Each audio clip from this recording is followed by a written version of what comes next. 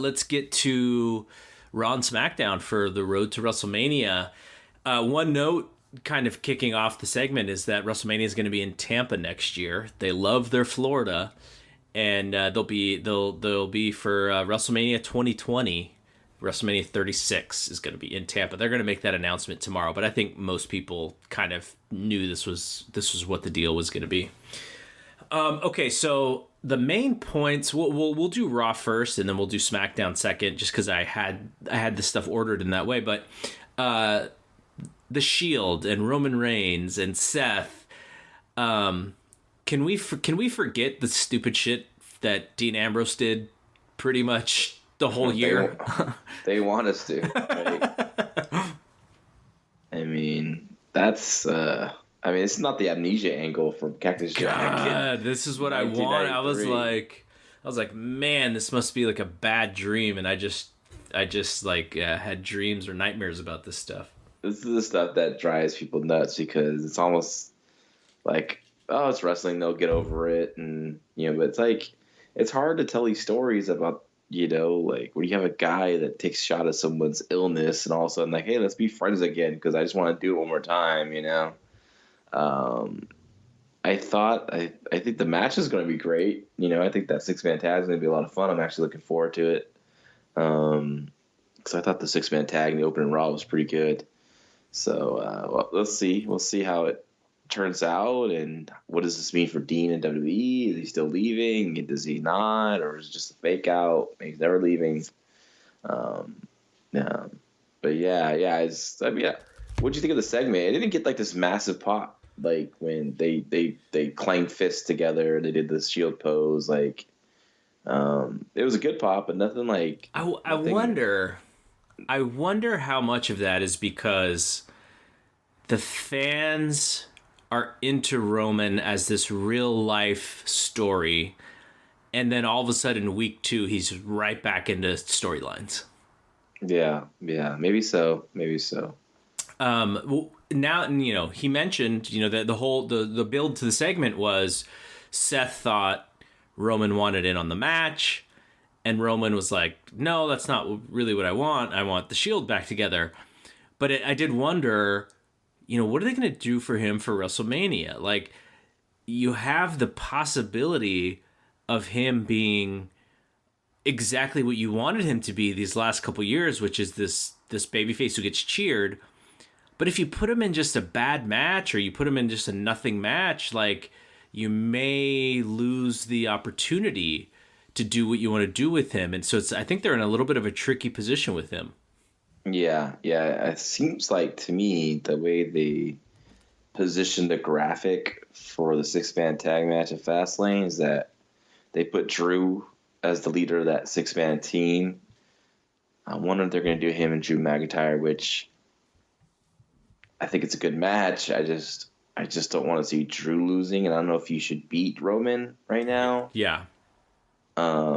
I do like the idea of Cena and Roman. Yeah, that's why. I mean, that would get the big enough match, and Cena's got that 50-50 stuff as it is, and I think that would be that feels like a WrestleMania match where John Cena doesn't care, like he's going to be gone again.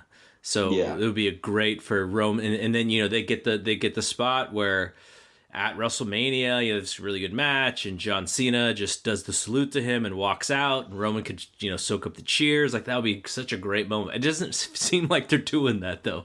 No, it doesn't seem like it at all. But I just don't, because I believe that Seth Rollins is winning and defeating Brock Lesnar at WrestleMania. So, like, you need challengers for him. Yeah. And I think Drew is perfect for that role. So is Bobby Lashley as well. So, but I think I would like to see Drew come out of WrestleMania with a big win and then go on to, challenge Seth and then have that. But I mean, Drew should literally like beat Dean Ambrose in a singles or something to elevate him for that, what you just said, at the next pay-per-view or whatever. Yeah, that'd be great. Dean would be a good opponent for him. Have a give, have him win on the undercard and then set up a future match. Definitely. Okay, so the Triple H promo is had a lot of people interested. They were kind of wondering if Vince Russo was writing the promo. I actually thought for like 80% of it, I thought it was really good. And then when he started mentioning people's real names, I thought it got a little silly. And then when you mentioned Ric Flair's son, I was just like, okay, you lost me. Like you had me, and then you just lost me. Like I just fell out. I was like, okay, this is ridiculous. Well, the opening didn't have me. The whole Reed Flair, the fake tears, talking, but the Reed Flair thing really kind of, wasn't feeling that. I think. I'm not sure about using this to get this angle over. You know what I mean? I just didn't like that part of it. But as the promo kept going and going, I thought he finished really well. I thought it was really good towards the end. But I still feel that this match just doesn't feel organic at all. Like it feels forced to me. This heel turn by Batista just doesn't. It feels forced. Him attacking Ric Flair feels forced. It's just a special attraction on the show, and they're trying to make it something. I don't know, but maybe we'll see how it goes next couple weeks. But I'm still that's probably one of the match I'm least interested in seeing. So the part that I was second most frustrated with, the Reed Flair thing. I was just rolling my eyes. I can't believe you guys are doing this right after bringing Roman Reigns back from cancer. Is when Dave cuts this Oh, really fun Instagram promo, old school heel stuff, right? But it's I thought that was great. It was awesome, great. Right? It was awesome. And then Triple H is like, "Oh yeah, you're doing the bad guy thing. Oh, you're just making fun of the." I was like, "Dude, you just fucked it up. Why did you do that?" Yeah. You should have sold it. Actually, after seeing that little Instagram promo, I'm like, fuck, man, why can't we get 1 year of this asshole Big Dave Batista? Right? I know.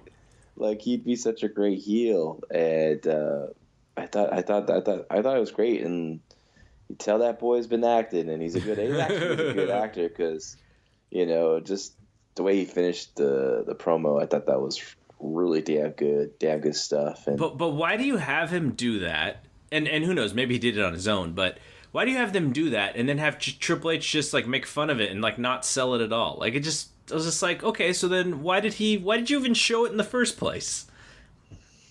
I think he's just trying to because his promo was about the facade of Big Dave Batista, right? This guy who's the superstar, but when it came to wrestling, he always ended up quitting or something, and he's trying to paint him as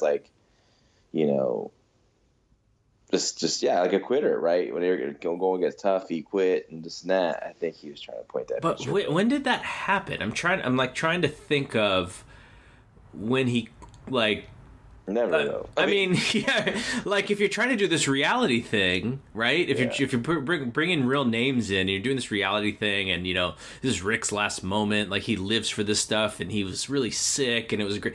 If you're doing the reality thing, at least he left for movies. He was sick of WWE. He's like, okay, I've done this. I'm sick of what this business has turned into. Yeah, there's no callback to a WrestleMania 20 where Brock is just phone, hamming it in and leaving WWE, something like that. So there's nothing you could point to. I know that was a little. They're just trying to come up with something, and it's a little too inside for the casual audience to get into. But like I said, I just think it just seems so forced and it just I'm not really looking forward to it. I mean, I hope they have a great match but it's going to be a long ass fucking show, and so they better have a good match. And at least Batista looks motivated as hell. Yeah, I think he's really feeling this character, and I love this this asshole Batista. Like I want like a year and a half of asshole Batista, please. I know. Like, I kind of hope he sticks around because You know what it kind of reminds me of, and in a more serious and less shticky way. But you remember pre-WrestleMania 19 where Rock comes back as Hollywood Rock? Mm-hmm. Like, that wasn't, bringing Rock back as a heel, it was probably not to the best of his drawing ability, but from like a performance standpoint, Hollywood Rock was a lot of fun. I had so much fun with Hollywood Rock. And so Batista is doing his version of that, but in like a much more, like more to his personality, which is a little bit softer speaking, slower speaking, smirking. And so this is his version of that. And he's going to be really good. I'm actually really looking forward to they're going to have a face off on Monday. And as long as Triple H doesn't be a dick and sells for him, which I think he will, but I don't know. Just sometimes he turns into, like old Triple H from 2009 or whatever. But I think it has a chance to be really good. I'm guessing this is where Batista lays out Triple H, and what's funny about that Raw is that they're like Batista in his promo, his Instagram promo was like, I might show up to Pittsburgh. I don't know. Then, like, after the segment, we have word that Batista will be there. Like, I know.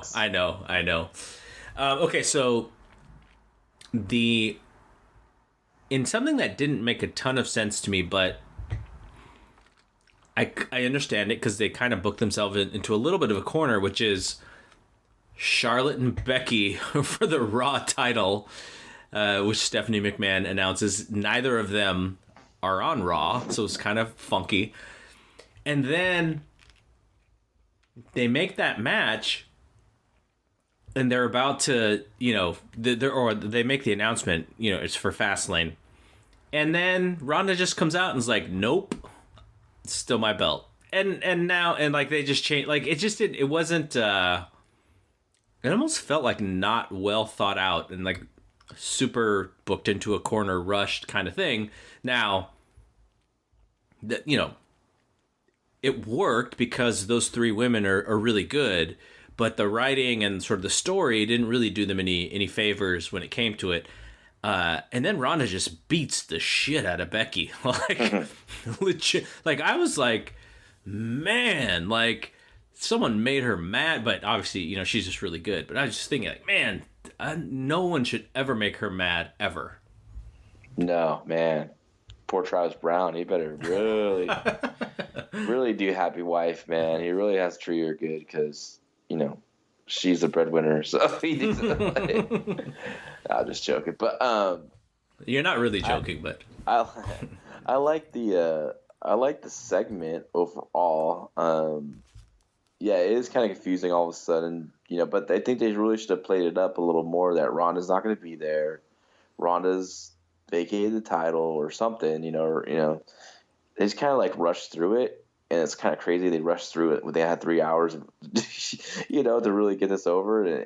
But once Ronda got the mic and started talking to Stephanie, I thought it was great. I mean, we're seeing like real Ronda, and I liked when she said, "I can sneeze and just basically kill you, if I wanted to." And then like, okay, that's what we want. We want like Killer Ronda, and we're getting it. And Killer Ronda, it's like either with her or you're against her, right? And I thought the beatdown was great. I like Charlotte's performance, even though I think she rushed the like, oh, I'm gonna get in. Oh, nope, I'm not gonna get out. I'm not gonna, not gonna do anything. I'm gonna let Becky get her butt kicked.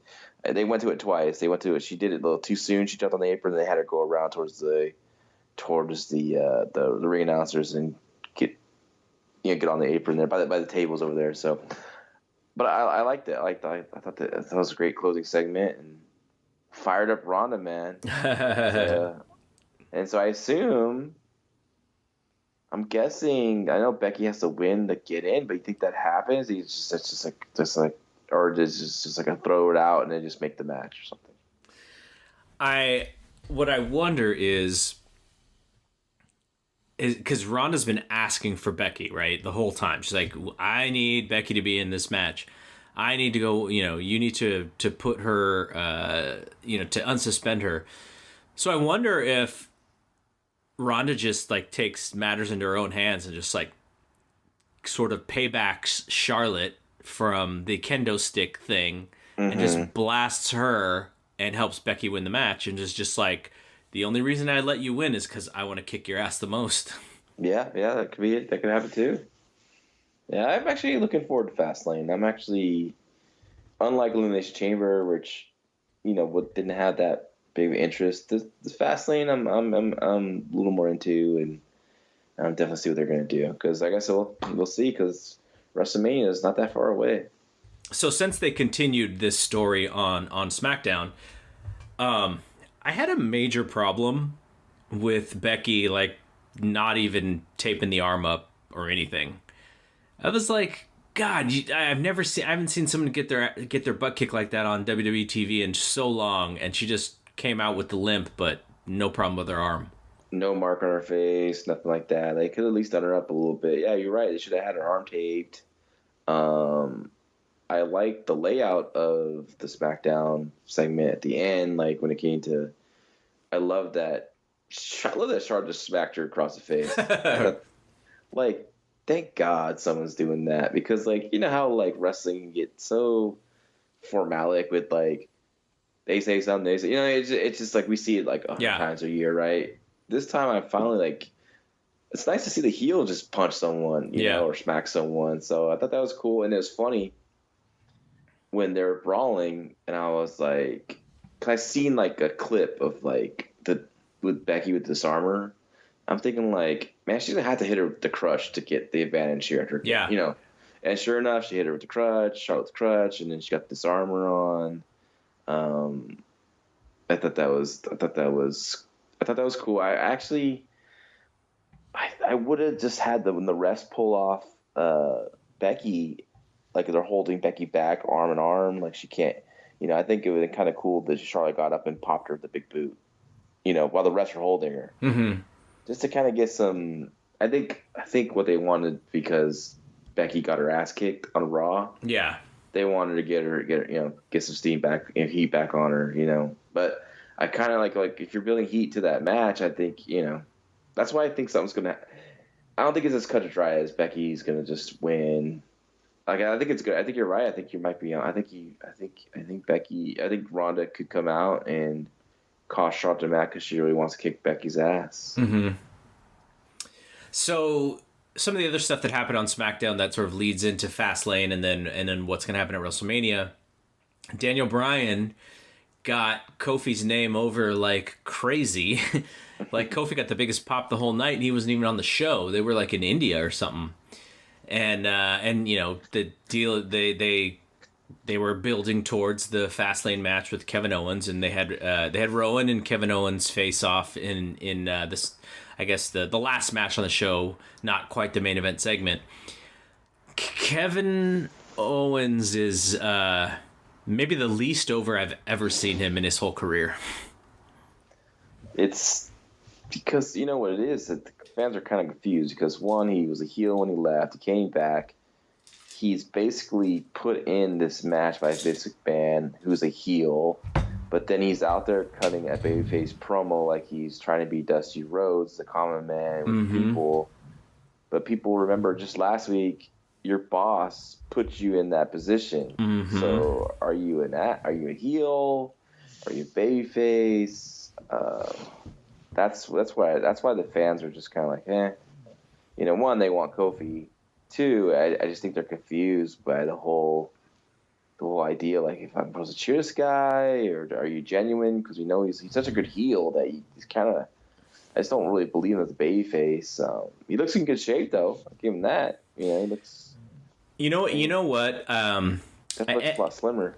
Yeah, no, he does, and he gets to use the stunner. Like Jesus Christ, they haven't let anyone use that move in how long? Yeah, I don't like that. Well, Cena was like kind of using it for a little bit, but so I think if they could kind of step back a little bit and go, okay, what is really the goal here? Because if you think about it, Kevin Owens is only there so that they could keep Kofi hot. Yeah. And so you're sacrificing a guy who should be one of your main eventers just to help another guy keep his steam. And like if you would have told Kevin Owens, if you'd have been like, look, you're going to come back. We're sacrificing you so that Kofi Kingston can keep his steam until WrestleMania. You're like, what the hell? What WWE did I come back to, right? Because it's a little bizarre, but they had this thing just that, popped right into their hands and they're going with it, which is great. But you didn't have to use Kevin Owens for this. You got so many guys on the current roster that aren't doing jack shit that, you could use in this spot. And so I'm just like, why sacrifice Owens when, very rarely do you get to the opportunity for a guy who can come back hot and he's gone for a while and the fans kind of miss him and you're sort of building him up to come back and then you just sabotage him because you don't have better plans than what's going on. And I think that's what's most frustrating. And I don't know Kevin Owens at all. I don't know what he would think. But if that was me in his spot, that's the way I would look at it, which is like, they're really just sacrificing me to keep Kofi hot. And that wouldn't be the way that you would think that they would bring back a guy who has been in the main event program for the last 2 years. Well, what was his plan? I mean, he had the fat guy everyman promos, and all of a sudden, well, now Daniel Bryan's promo is basically making fun of his weight again. You know, he's in the best. Kevin Owens in the best shape of his life, right? I mean, I don't know what necessarily the plan was, but it seemed like, they had a bunch of these vignettes to build up to the return, and then they just like, oh, we're just gonna bring him back now. Yeah. It's one of those weird things where, like, something gets hot and they want to continue to WrestleMania because everything has to happen at WrestleMania. I'm not a big fan of that. I think you should, save certain things and do things at other shows so it makes people interested in other shows, not just, everything big's going to happen at WrestleMania anyway. So, do you think Kofi wins the title at WrestleMania? I think at this point he has to. And I think if they just kept him in the Fastlane match, I don't think he would have won the title. Mm-hmm. But now that they're saving him for WrestleMania, I think they kind of have to do it. And, there's so many fans who are like, Kofi deserves this. And I'm like, I guess, maybe? Like, deserve what? Like, the Brooklyn Brawler deserves the WWE title? Exactly. Like, even when he was hot, like he had some hot programs, right? Like he worked a pretty hot program at Randy Orton. Mm-hmm. But even at his peak as a singles competitor, I never thought, wow, that Kofi's like one of the best 5 guys in the business. Yeah, I mean, I would not book him to win because I'm like, I like the idea of like, there's shit. Some sports teams never win a championship or never reach that goal. They always, look at the Bills 4 times and they win the Super Bowl. Like, that's like a real sports story. Like, and I still think Kofi can get over losing. I don't think he needs to win a title. I think these stupid, like, have to have a happy moment. You don't have to have happy moments. Wrestling's not all happy moments. There's some letdowns, and I think Daniel Bryan is really good right now as a heel, and I think you keep it on him for a while, but I don't know who they put. Maybe Gargano goes to SmackDown and finds a home there, and he could chase Daniel Bryan. I'd rather see that. Like, seeing Kofi win it and losing it within the next pay-per-view would do worse than actually winning it. Like, it won't mean anything. It's like Zack Ryder winning an Intercontinental title at WrestleMania. Remember how great that moment was? Mm-hmm. What a special moment! Like, who remembers that? Like, no one does, because it was like taken away from the next day. So I think they shouldn't give him the title. I think he should have a great performance, have a great match, and he will, because he's good and he's with Daniel Bryan, and hopefully they can steal the show, and so that should be Kofi's special moment, like, but not winning it. And Well, if you do want that moment for him, he can win, and Daniel Bryan just got to win it right back. Like, I mean, I know, but you do that, and it just defeats what you did. Like, it's like winning is great, but like it's all about the follow up, and the follow up is him just losing. Yeah, I agree, and that's why I wanted him to wrestle at Fastlane, because I'm like, you're gonna get in the moment. Daniel Bryan's gonna win. There's gonna be so many like great near falls, and the crowd's gonna go crazy. And at the end of the day, it's just like, okay, like there are levels to this stuff, and Kofi is not at that level necessarily. And maybe what happens is that even in losing, like the fans still want him, and then you just continue to build him back up for that moment when it is right. But yeah, like I think they've kind of forced themselves to this point where the fans are going to be super mad unless he wins, and mad to the point of like bad mad, like not good mad, where they're like, I'm gonna go buy a ticket next time because I can't wait to see Kofi win when he deserves it. I think it's gonna be bad mad if he doesn't win. So, but they're gonna bitch anyways. I guess they'll bitch if he wins. And if he doesn't win, they'll bitch. If he wins and they take the title off within the month, they're gonna bitch about that too. So I guess they're kind of screwed anyway. Yep.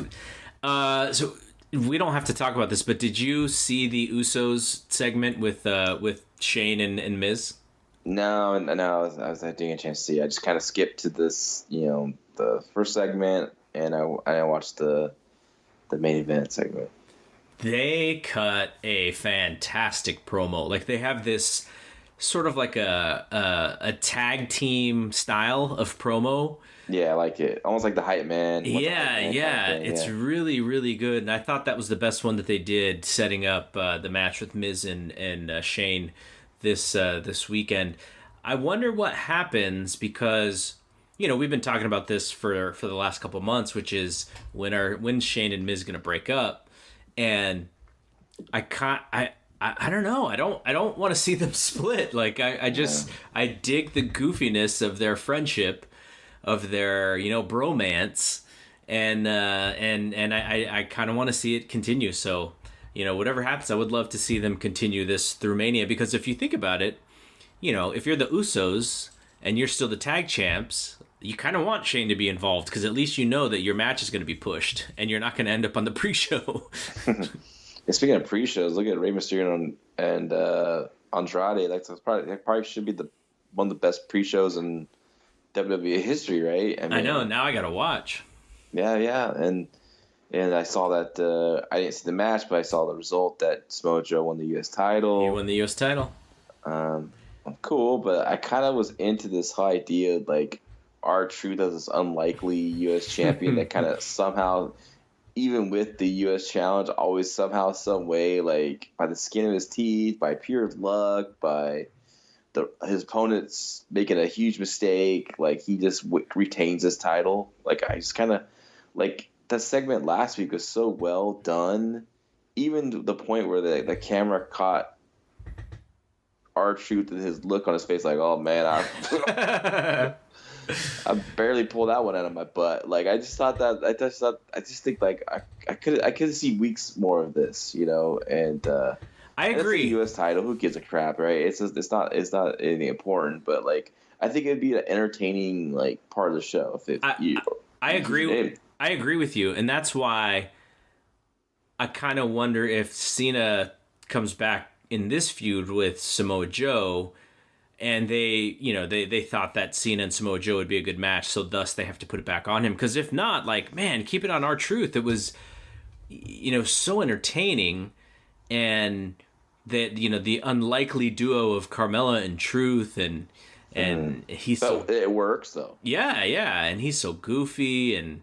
Yeah, I mean, I was entertained. It's one of those things where, you can't, we just talked about AEW using humor and seriousness in the same show. It's good humor. You could use it. You could do it in that way where it is a positive to the show.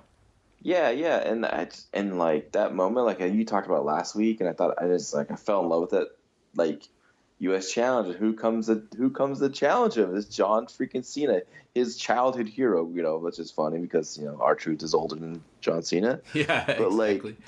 but what a moment that now you don't do it in 3 weeks. You do that in maybe in 3 months or something where it really means something that and he's that WWE always has like these cool little ideas and these moments. They kind of just like they quickly go away from them and let it play out, let it breathe a little bit. It's like, and then maybe then Samoa Joe beats him down a few months down the line. Then it really means something, not just on a random SmackDown before Fastlane. Yeah. AJ and Randy had another small thing where AJ's doing a promo. He's putting Kofi over. He's basically doing Kofi's promo for himself, and Randy Orton just looks at him and he's like, "What are you doing?" Like, I love that guy. So he's like, No wonder it took you 15 years to get here. Oh man, I missed that. I have to go back and watch it. No, I love Randy Orton, man. He's the man. I think I'm all for AJ Styles versus Randy Orton. I'm gonna enjoy it too. They're not gonna have the 5-star classic. They'll have a 3.5, 3 3/4 star match, and it'll be really solid, and they'll do their job for what they're supposed to do. I'm looking forward to it. And then Owens and Bryan, they're heading up Fastlane, and Mustafa Ali came back last night. So somehow he's back in the mix. So we'll head to Fastlane. Quickly, let's just go over the. We also got to mention how the crowd went mild when Mustafa Ali came out. Yeah, was not great for him. No. Okay, so quickly, there's only 8 matches on the show so far, at least. So unless they add another one, but maybe a couple of them will get some time. So Usos against Miz and Shane, Daniel Bryan against Kevin Owens, Bayley and Sasha against Nia and Tamina, Asuka against Mandy Rose, and I think they have their work cut out for them. But I'm really pulling for Mandy Rose to show her stuff in this match. Yeah, I think if she does, they got something. And you have the perfect opponent for her.